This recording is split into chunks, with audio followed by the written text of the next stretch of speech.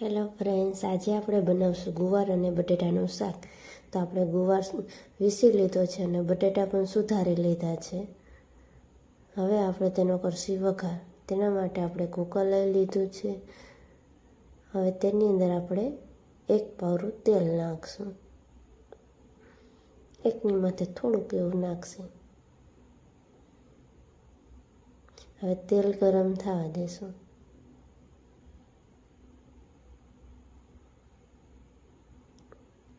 આપણું તેલ સરસ એવું ગરમ થઈ ગયું છે. હવે તેની અંદર રાઈ નાખશું. રાઈ આપણી બધી ફૂટી ગઈ છે.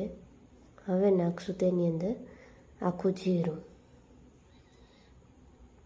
હિંગ અને હળદર નાખશું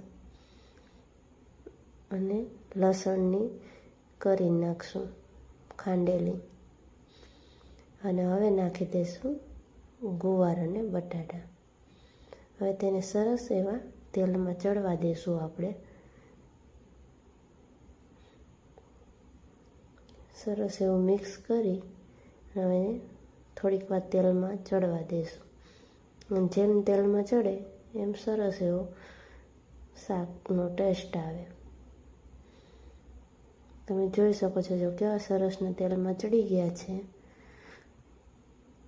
હવે આપણે નાખશું તેની અંદર 1 ટમેટું,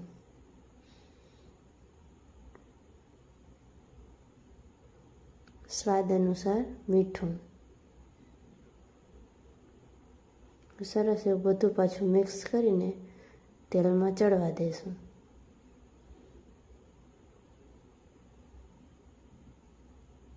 તે તેલમાં ચડી ગયું છે. હવે તેમાં નાખીએ આપણે લસણવાળી ચટણી.